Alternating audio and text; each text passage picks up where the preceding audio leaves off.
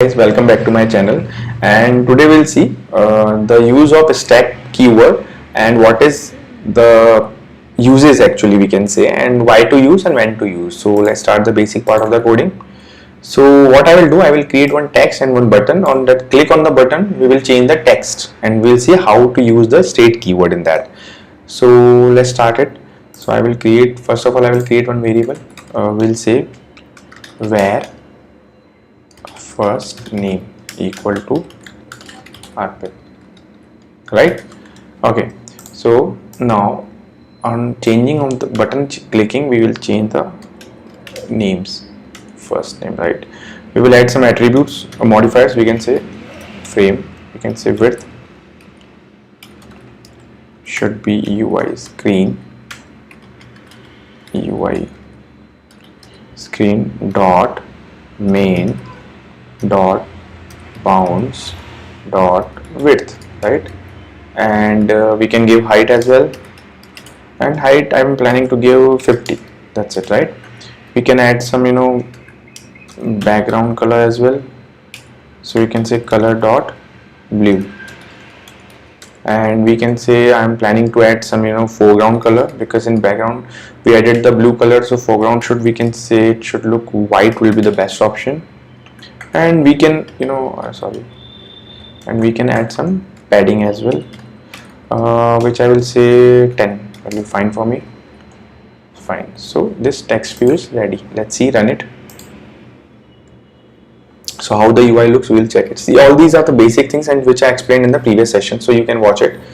So next I am planning to create the button, and on click on that button, what we'll do, we'll change the text actually.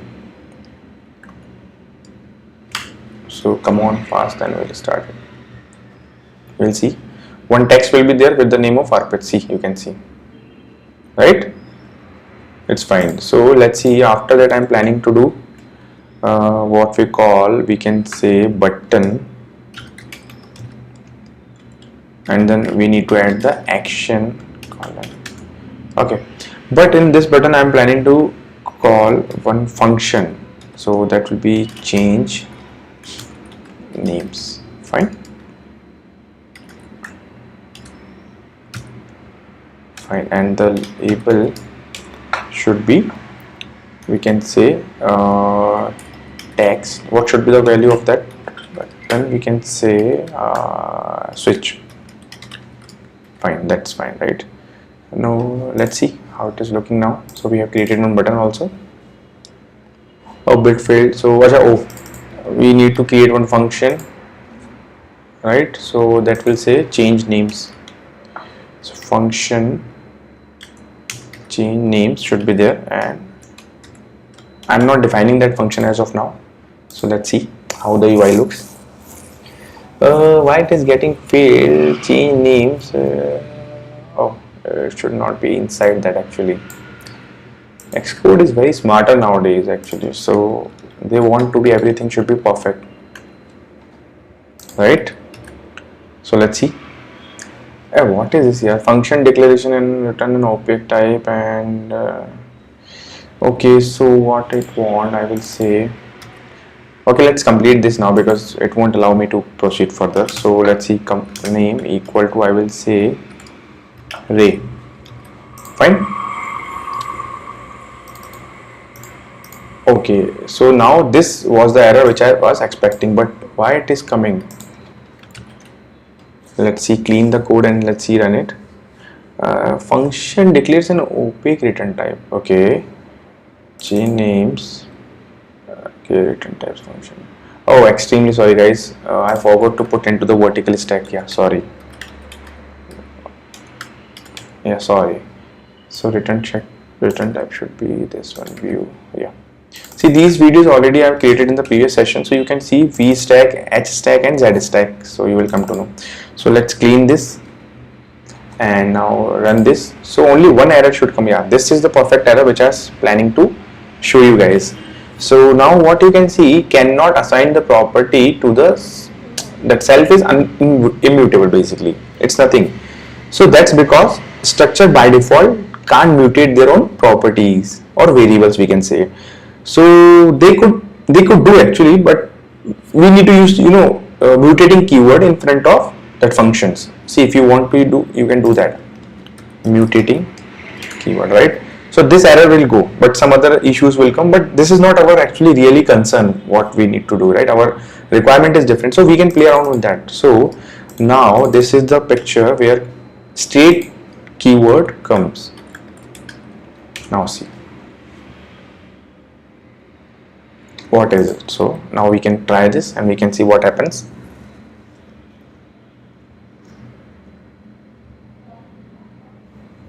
So we will come to know what happens actually.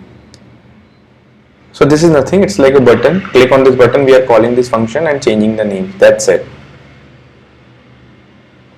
Now click on this, it will say array, right? Okay, now what does that new keyword do actually and why it is good? See, what happens when the state update, the view invalidates all the appearance and update itself actually. You got it, right? It basically means, actually it's nothing, it's not a very big rocket science, it's nothing simple. It basically means our view which is in our body, you got it, right? This view which is in our body variables will be re-rendered actually as soon as the state change variable of that, right? So state keyword in the front of that, we can put the state keyword and we can see the state change and it will go the re-rendering process. You got it, my point, right? Is easy.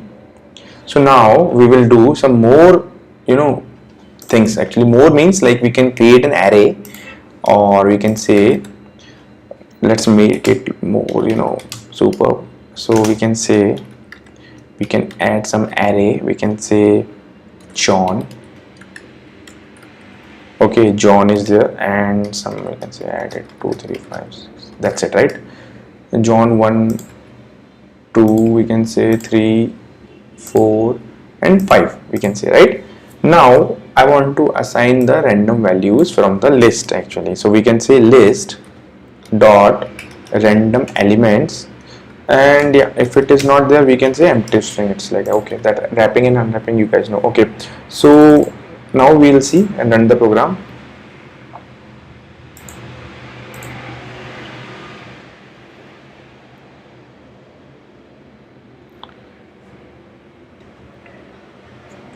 So you'll see that now the view will automatically re-renders, you can say, as the state change.